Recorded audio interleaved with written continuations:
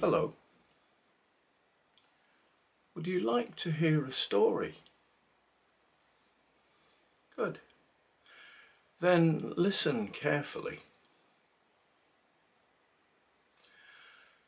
Tomlinson gave up the ghost in his house at Berkeley Square, and the spirit came to his bedside and gripped him by the hair. It gripped him by the hair, and it carried him far away, till he heard as the roar of a rain-fed ford, the roar of the Milky Way. Till he heard the roar of the Milky Way die down and drone and cease, till they came to a gate within the wall, where Peter holds the keys. Stand up now, Tomlinson, and answer loud and high the good that you did for the sons of men before you came to die. The good that you did for the sons of men on little earth so lone. And the naked soul of Tomlinson grew as white as a rain-washed bone. Oh, I had a friend on earth, he said, who was my priest and guide, and well would he answer all for me if he were by my side. That ye strove in neighbour love, it shall be written fair, but now you wait at heaven's gate, and not at Berkeley Square. Though we whistled your friend from his bed this night, he could not speak for you, for the race is run by one and one, and never by two and two. Then Tomlinson looked up and down, but little gain was there, for the naked stars grinned overhead, and he knew that his soul was bare. The wind that blows between the worlds cut him like a knife, and Tomlinson took up the tale and spoke of his good in life. Oh, I have read in a book, he said, or maybe it was told to me, or maybe I said, or another man said, of a prince in Muscovy.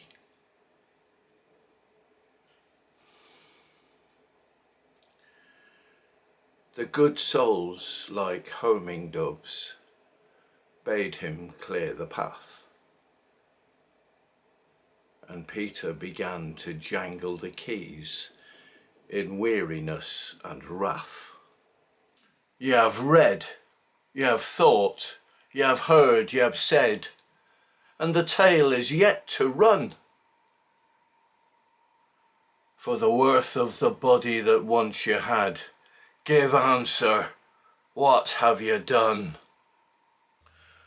Then Tomlinson looked back and forth, but little good it bore, for the darkness stayed at his shoulder blade, with heaven's gate before. Oh, this I have read, and this I heard men say, and this I have thought, or another man thought, of a king in old Norway. Ye have read, ye have felt, ye have guessed. Good lack, ye have hampered heaven's gate. There's little room between the stars for in idleness to prate. For none may reach by hired speech of neighbour, priest or kin, through borrowed deed to God's good meed that lies so fair within. Get hence to the Lord of wrong, your doom is yet to run. And the faith that you share with Berkeley Square uphold you, Tomlinson. Then the spirit again gripped him by the hair, and son by son they fell, till they came to a belt of naughty stars that rim the mouth of hell. The first are red with pride and wrath, the next are white with pain, the last are black with clinkered sin that cannot burn again. The devil, he sat behind the bars where the desperate legions drew,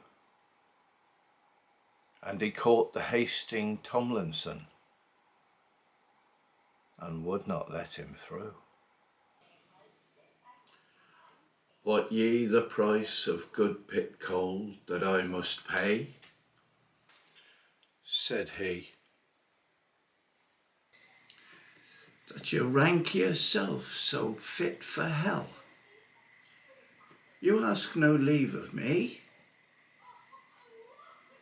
I'm sick to death of Adam's breed, that you should give me scorn. For I fought with God for the soul of your first father, the day that he was born. Sit down upon the slag, and answer loud and high the harm that you did to the sons of men before you came to die. And Tomlinson looked up and saw against the night the belly of a tortured star, blood red in hell's mouth light. And Tomlinson looked down and saw beneath his feet the frontlet of a tortured star, white hot in hell's mouth heat. Oh, I had a love on earth, he said, that kissed me to my fall, and if you would bring my love to me, I know she would answer all. All that you did in love forbid, it shall be written fair. For now you wait at hell's mouth gate, and not at Berkeley Square. Though we whistled your love from her bed this night, I tell you she could not run. For the sins ye do by two and two, you pay for one by one. The wind that blows between the worlds cut him like a knife, and Tomlinson took up the tale and spoke of his sins in life. Oh, once I had laughed at the power of love, and twice at the grip of the grave, and thrice I have patted my God on the head, so men might think me brave. The devil, he blew on a branded soul,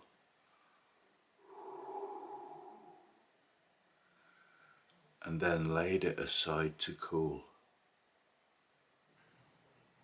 Do you think I would waste my good pit coal on the hide of a brain sick fool? I see no worth in the hobnail mirth or the jolthead jest ye did, that I should waken my gentlemen that are sleeping, 3 on a grid. And Tomlinson looked back and forth, but there was little grace, for hell's gate filled the houseless soul with fear of the empty space. "Oh, this I had heard," quoth Tomlinson, "and this was noised abroad, and this I read in a Belgian book, a tale of a dead French lord." Ye had heard, ye had read, ye had got good lack, and the tale begins afresh. Have ye sinned for one sin, for the pride of the eye, or the sinful lust of the flesh? Then Tomlinson, he grabbed the bars and yammered, "Let me in, for I remember that I borrowed my neighbour's wife to do the deadly sin." The devil, he grinned behind the bars and banked the fires high. "Did you read of that sin in a book?" said he. And Tomlinson said, "Aye." The devil, he blew upon his nails, and the little devils ran. He said, "Go husk this whimpering thief that comes in the guise of a man. Winnow him out twixt star and star, and sieve his proper worth. There's sore decline in Adam's line, if this is the spawn of earth." Over the coal they chased his soul, and racked it all abroad, as children rifle a caddis case, or the raven's foolish hoard. And back they came with the tattered thing, as children after play. They said the soul that he got from God, he has bartered clean away. The devil, he lowered his head to his breast and rumbled deep and low, "I'm sick to death of Adam's breed, that I should bid you go. Yet close we lie and deep we lie, and if I gave you space, my gentlemen who are so proud would flout me to my face. They'd call my house a common stews, and me a careless host, and I would not anger my gentlemen for the sake of a shiftless ghost." The devil, he looked at the mangled soul that prayed to feel the flame, and he thought of holy charity, but then he thought of his own good name. "Now ye could haste my coal to waste, and sit ye down to fry. Did you think of that theft for yourself?" said he. And Tomlinson said, "Aye." The devil, he blew an outward breath, for his heart was free from care. "You have scarce the soul of a louse, but the roots of sin are there. And for that sin ye could come in were I the Lord alone. But sinful pride has a rule inside, and mightier than my own. Honour and wit for damned they sit, to each his priest and whore. Nay, scarce I dare myself go there, and you they torture sore. Ye are neither spirit nor spurk, ye are neither buck nor brute. Go get ye back to the flesh again, for the sake of man's repute. I'm sick to death of Adam's breed, that I should mock your pain. But see that ye win to worthier sin before ye come back again. Get hence, my hearse is at the door, its grim black stallions wait. Hurry now, Tomlinson, before it is too late. Go back to earth with a lip unsealed, go back with an open eye, and say this to the sons of men before they come to die, that the sins they do by two and two they must pay for, one by one.